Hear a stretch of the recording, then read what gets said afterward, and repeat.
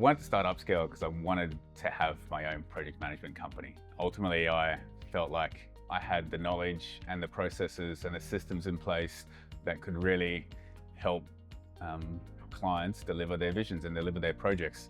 I wanted to try something different, so I've looked at a subscription-based model, which is quite new and different to the industry, and I think that really helps clients break down the cost of having that client-side PM across smaller, more manageable payment process. Started it because of like a passion for delivering projects, and like I said earlier, seeing your city change, seeing those visions realized and being part of changing the fabric of your city is something that you can really be proud of. I think as a boutique agency, we're very client focused. We are really serving the client to the maximum of our ability.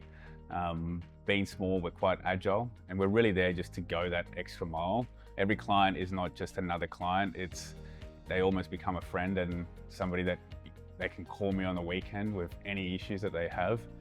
So it's a very, it becomes a more personal relationship that I have with clients. Developers face a number of issues, and that really stems from at what stage of the development process are they?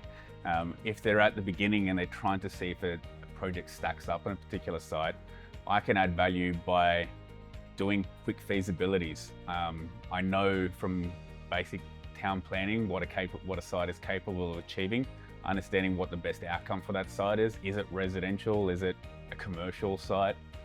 Is it an industrial site? And then I'm able to provide that back to the client to say, look, for the price of that site, I think this might be something worth looking at more closely. If the client or the developers later in that stage of, let's say, obtaining a development approvals and they're having challenges with council, I really help them work with, top planning consultants and architects to really find a solution that council will support for that site.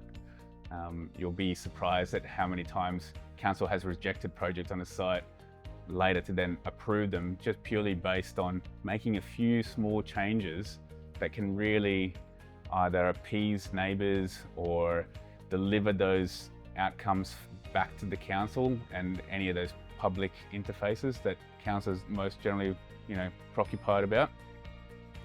And then later, obviously, in the project, we're really about maximising value. So it's getting the best possible price for the developer, tendering that out to contractors that you can trust, that will deliver a quality product, but doing it in such a way that you keep that competitive pricing and advantage